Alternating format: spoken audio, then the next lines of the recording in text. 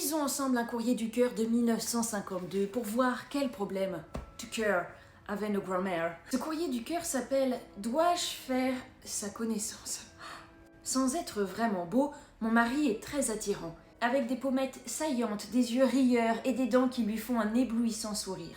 Avec cela, il a une grâce virile qui le rend élégant. Ces qualités auxquelles se joint une facilité aimable à la conversation font que mon cher Patrick plaît beaucoup à toutes mes amies et sans doute aux autres femmes. Oh, il est charmeur ce Patrick. Eh bien, cette confiance est un peu entamée. Oh, depuis peu, mon mari a sous ses ordres une jeune fille qui semble avoir fait impression sur lui. Oh, Patrick.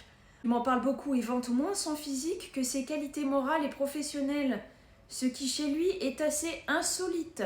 Elle doit occuper son esprit car il a sans cesse son prénom. Gabriel à la bouche, tiens donc. Et voici qu'il désire que je fasse la connaissance de Gabrielle, que je la reçoive à la maison. J'ai prétexté mes occupations pour me donner le temps de réfléchir. Faut-il ou non accéder à ce désir? Et cela me permettra-t-il de voir s'il existe chez Patrick un sentiment à l'égard de cette jeune fille? Mais je commence une grossesse. Ce qui n'est pas fait pour m'embellir.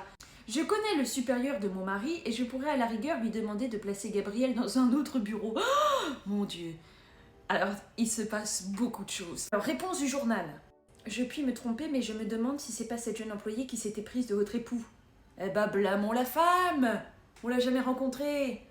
À présent, il se sent peut-être aussi attiré vers elle. Vous demander de la recevoir chez vous serait alors un appel à l'aide. Vous êtes sûre de la loyauté de votre mari, madame? Pour Gabriel, il est jusqu'ici un homme seul, fort, séduisant. Le rencontrer chez vous serait voir en lui un homme heureux en ménage. Le spectacle de votre vie conjugale lui donnera sans doute à réfléchir. Qu'est-ce qu'on en